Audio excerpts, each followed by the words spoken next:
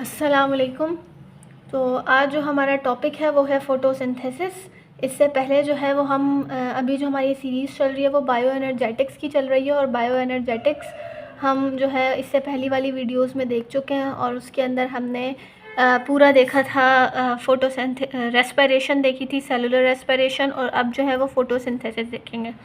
तो सबसे पहले हम ये देखेंगे कि फ़ोटोसिंथेसिस होता क्या है।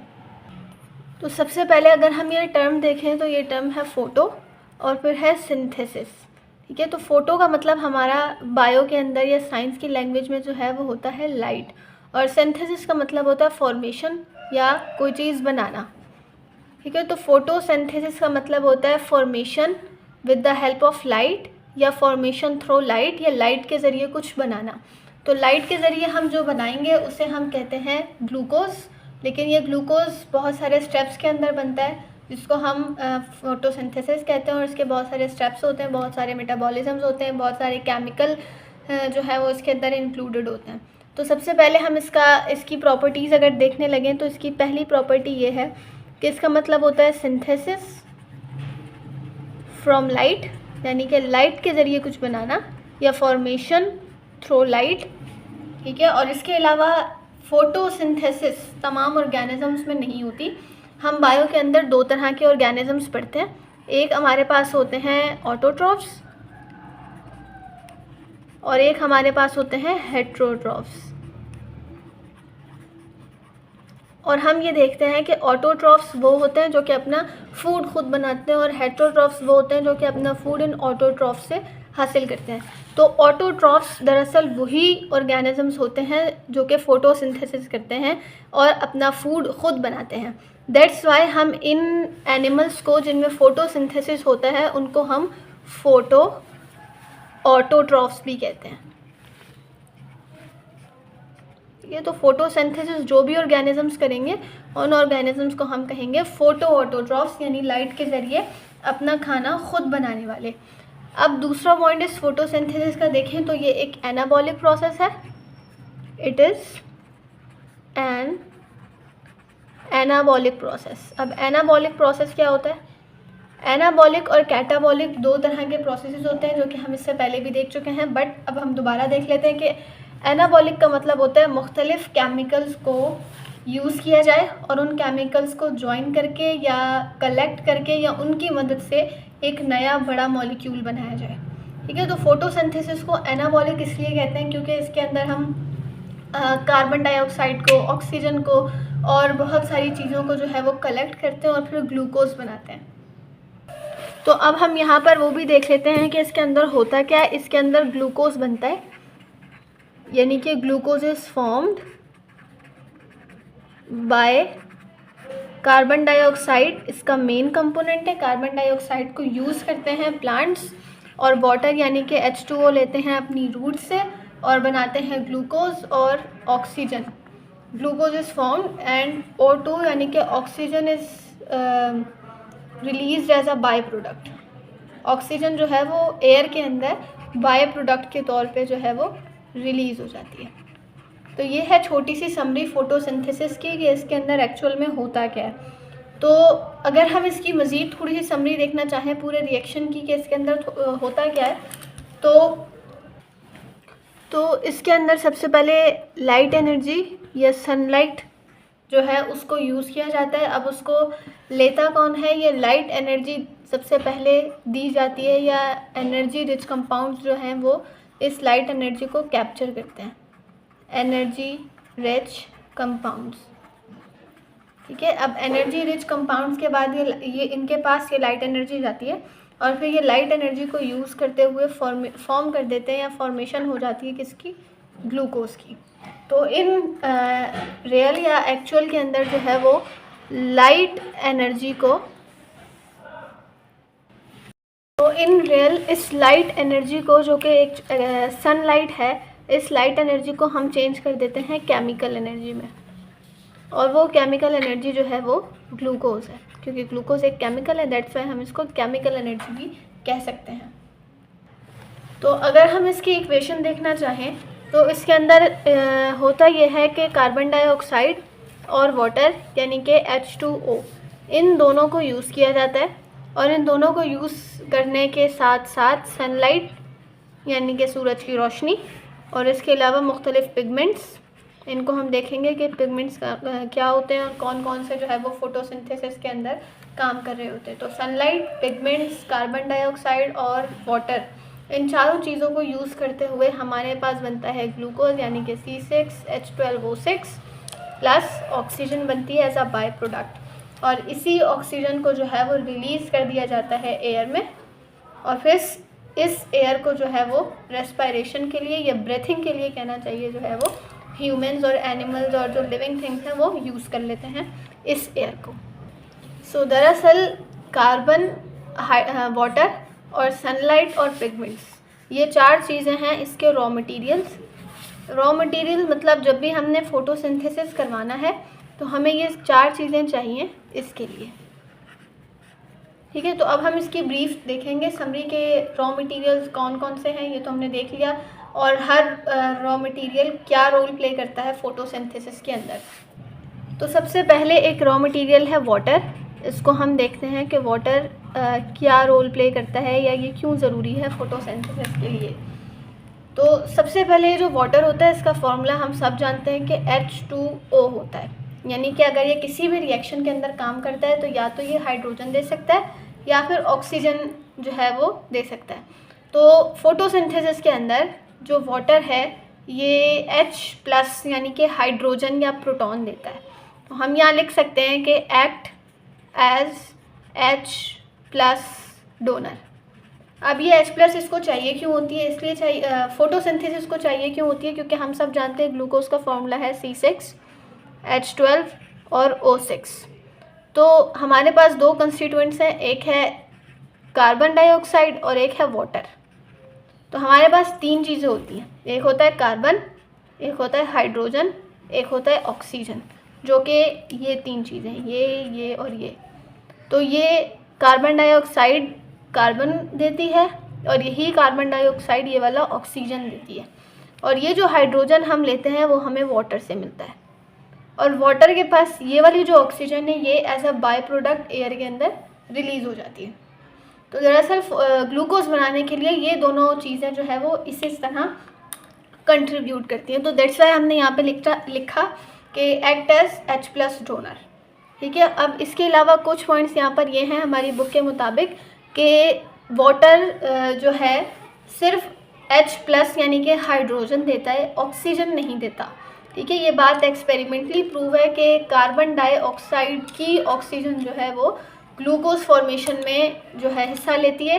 वाटर की ऑक्सीजन जो है वो कभी किसी सूरत भी ग्लूकोज की ऑक्सीजन या ग्लूकोज के अंदर जो है वो नहीं अपना कोई भी रोल प्ले करती। ये ऑक्सीजन वाटर की जो है यही वो ऑक्सीजन है जो कि बाहर निकल जाती है, ठीक है। तो यहाँ पर हमें एक पॉइंट ये मिलता है कि कुछ बैक्टीरिया ऐसे होते हैं जो कि H2S यानी कि हाइड्रोजन सल्फाइड को यूज़ करते हैं, और प्लांट्स ऐसे हैं जो कि वाटर को यूज़ करते हैं। ये बैक्टीरिया यूज़ करते हैं और ये प्लांट्स यूज़ करते हैं। अब सेकंड जो रॉ मटेरियल है हमारे पास वो है CO2 यानी कि कार्बन डाइऑक्साइड। अब ये क्या करता है फ़ोटोसिंथेसिस के लिए, ठीक है। तो वाटर हम सब जानते हैं कि ये वाला जो वाटर है ये प्लांट्स लेते हैं अपने रूट्स के ज़रिए यानी कि जड़ों के ज़रिए, जो कि ज़मीन में होती हैं। मतलब जो टेरेस्ट्रियल प्लांट्स होते हैं वो उनकी जो रूट्स होती हैं वो ज़मीन के अंदर होती हैं, तो वो ज़मीन से पानी को एब्जॉर्ब करते हैं। और जो एक्वेटिक प्लांट्स होते हैं वो पानी के अंदर ही मौजूद होते हैं, तो वो भी जो वाटर होता है वो अपने रूट्स के ज़रिए एब्जॉर्ब करते हैं। और ये जो कार्बन डाइऑक्साइड है ये प्लांट्स को मिलती है एयर से यानी कि हवा से, और वाटर से यानी कि H2O से, ठीक है। क्योंकि H2O है इसके अंदर, पानी के अंदर भी बहुत सारी गैसेस मौजूद होती हैं। तो पानी में जो फिशेस या जो एनिमल्स वगैरह सांस ले रहे होते हैं, जो हमारे एक्वेटिक एनिमल्स होते हैं, तो वो ऑक्सीजन को अपने अंदर ले रहे होते हैं और कार्बन डाइऑक्साइड यानी कि CO2 को जो है वो रिलीज़ कर रहे होते हैं। तो यही CO2 जो कि वहाँ पे वो रेस्पिरेशन के दौरान रिलीज़ कर रहे होते हैं, वही जो है वो प्लांट्स के फोटोसिंथेसिस के लिए यूज़ हो रही होती है। ये क्योंकि प्लांट्स जो है वो पानी के अंदर भी तो होते हैं ना, तो अब हम ये देख चुके हैं कि CO2 यानी कि कार्बन डाइऑक्साइड क्या करेगी, ये करेगा act as carbon and oxygen donor. ठीक है, ये बात हम पहले देख चुके हैं कि कार्बन और ऑक्सीजन जो है वो कार्बन डाइऑक्साइड से आएगी, और वैसे जो सारी चीज़ें हैं मतलब जो हाइड्रोजन बचा वो आएगा वाटर के ज़रिए। ठीक है, अब नंबर 3 पे जो हमारा एक है रॉ मटेरियल वो है लाइट। Light, sunlight. ठीक है, अब लाइट क्या क्या करती है या क्या रोल प्ले करेगी। तो सबसे पहले जो लाइट है वो हम सब जानते हैं कि डुअल नेचर की होती है। डुअल नेचर का मतलब जिसकी दो नेचर्स हों।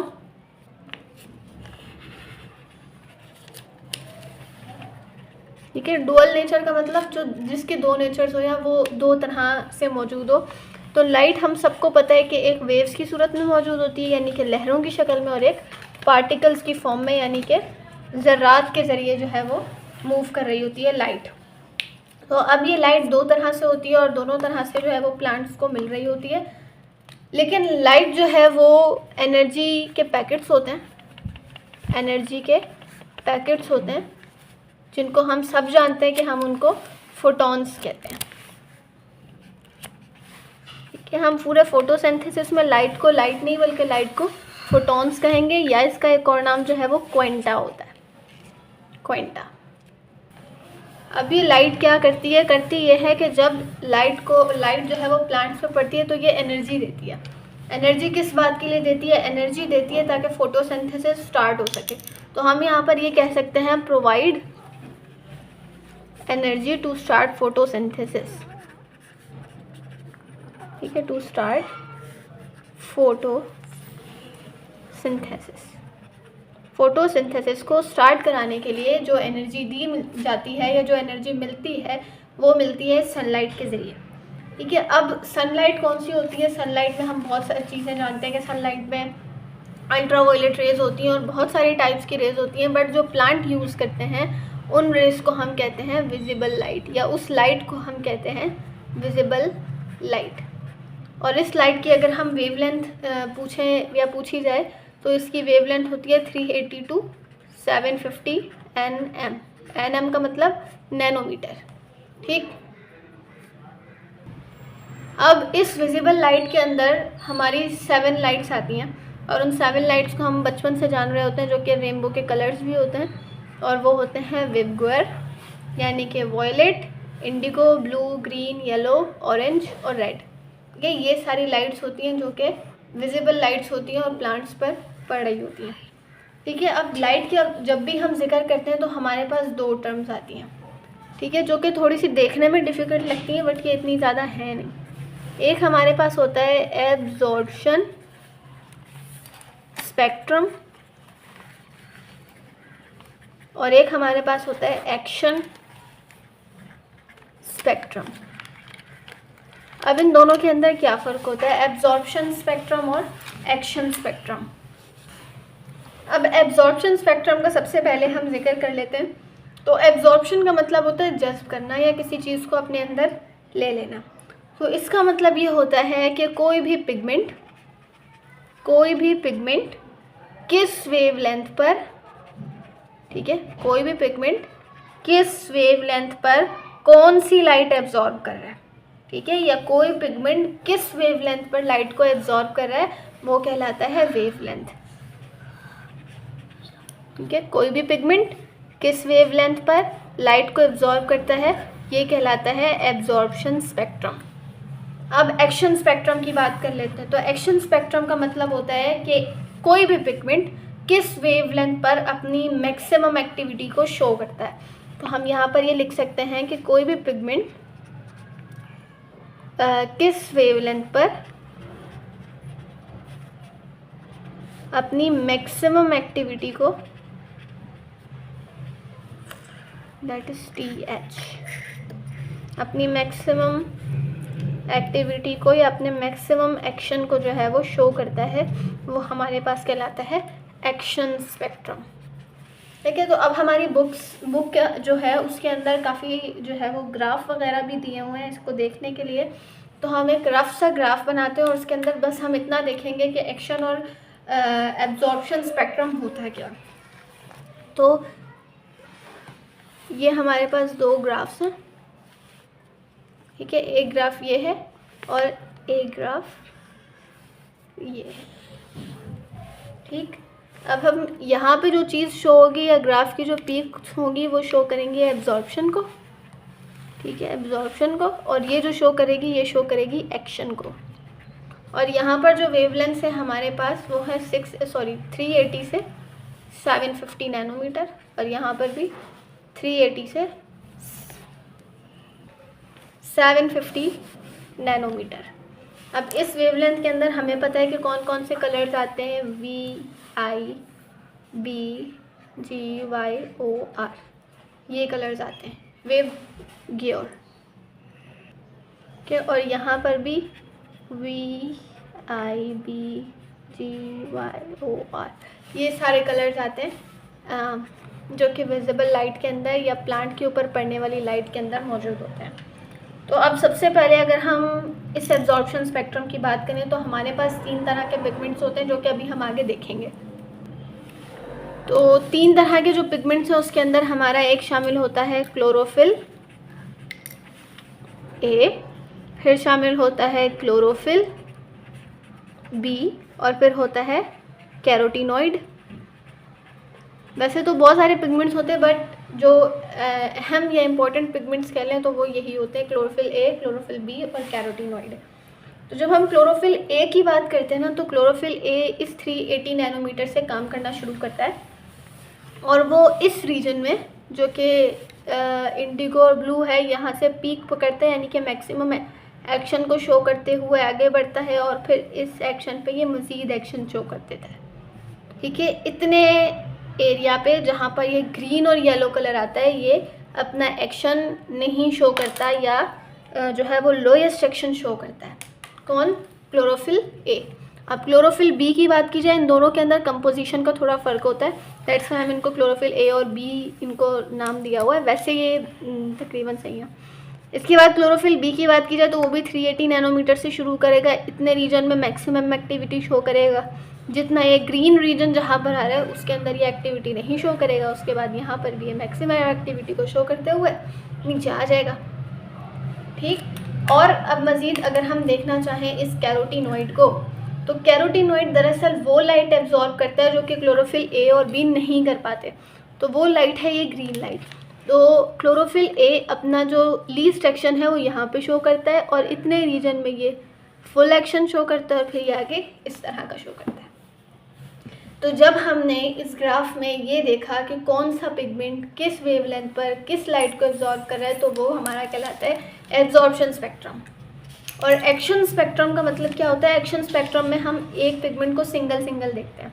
जैसे कि हमने कहा क्लोरोफिल A, तो हमने कहा क्लोरोफिल A जो है वो इस रीजन के अंदर मैक्सिमम एक्टिविटी शो करेगा, इसमें नहीं करेगा, और इसमें मज़ीद एक्टिविटी शो करेगा। तो हमने यहाँ पर देखा एक्शन को। अब अगर हम इस ग्राफ को मज़ीद बढ़ा लें, या हम कह दें कि ब्लू रीजन में इसकी एक्टिविटी मैक्सिमम है या रेड रीजन में इसकी एक्टिविटी मैक्सिमम है, तो ये हमारा कहलाएगा एक्शन स्पेक्ट्रम। तो अब जो हमारा नंबर 3 वाला है पिगमेंट, या नंबर 3 वाला जो हमारा पॉइंट है वो है हमारा पिगमेंट्स।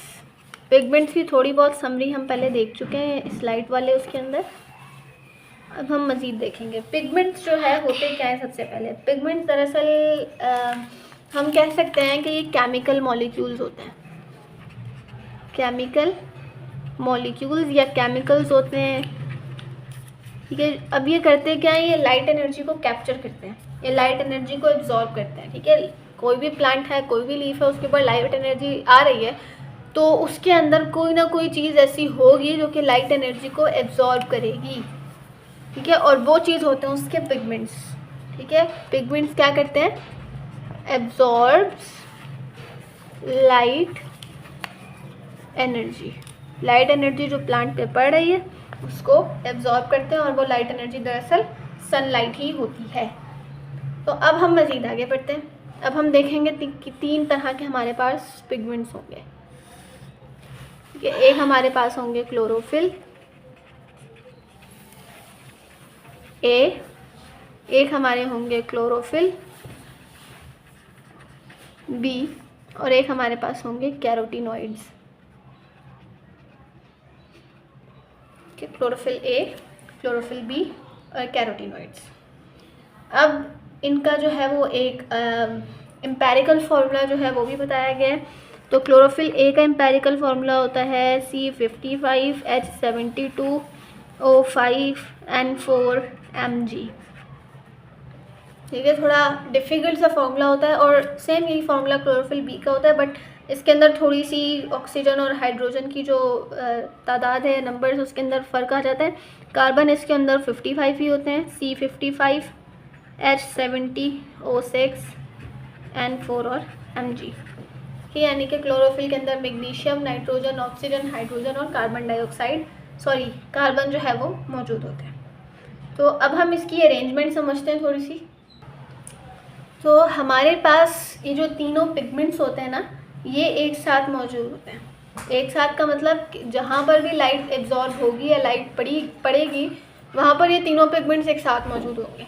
ठीक है, जैसे कि ये है ए, यानी कि क्लोरोफिल ए, फिर यहाँ बी आ गया, यहाँ सी आ गया, बट ये सी क्लोरोफिल सी नहीं है, ये कैरोटीनॉइड है। ये क्लोरोफिल बी है और ये क्लोरोफिल ए है।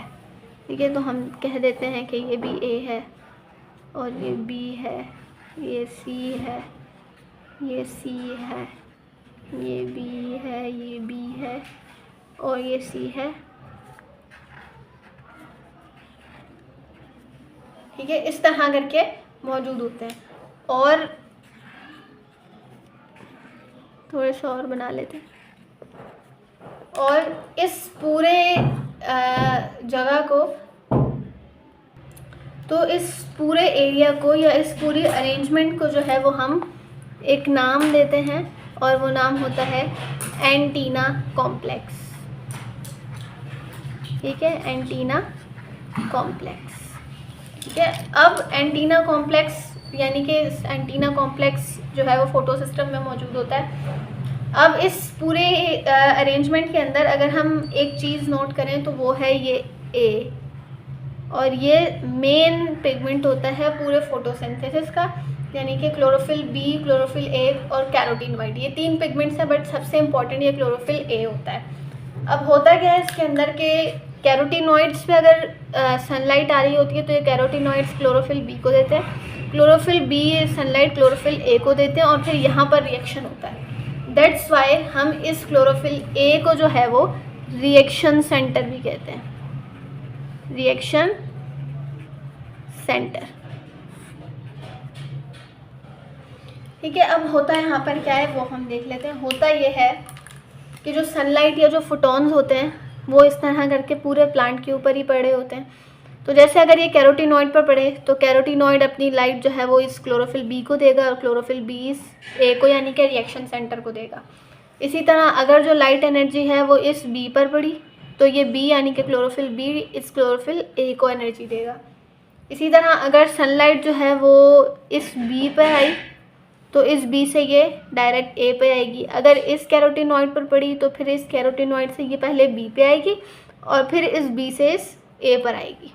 ठीक है, तो इस तरह ये पूरा सिस्टम चल रहा होता है। और जब इस रिएक्शन सेंटर पे यानी कि क्लोरोफिल ए के पास लाइट एनर्जी मैक्सिमम हो जाती है तो फिर फोटोसिंथेसिस स्टार्ट हो जाता है।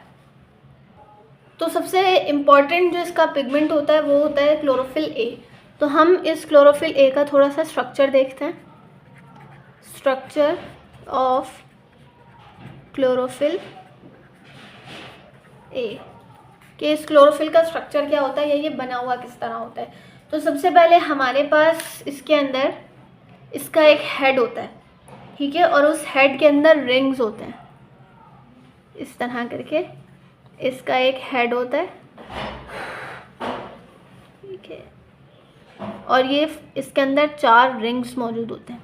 ठीक है, रिंग्स तो नहीं लग रहे लेकिन इनको हम रिंग्स कहते हैं और इन रिंग्स का नाम होता है पायरोल रिंग्स, पायरोल रिंग्स। और इन रिंग्स के बिल्कुल मिड के अंदर N मौजूद होता है यानी कि नाइट्रोजन मौजूद होता है, नाइट्रोजन।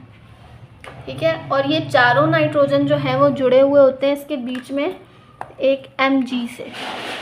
Mg यानी कि मैग्नीशियम इसके दरमियान में मौजूद होता है और ये चारों इस मैग्नीशियम से जो है वो जुड़े हुए होते हैं। ये है मैग्नीशियम।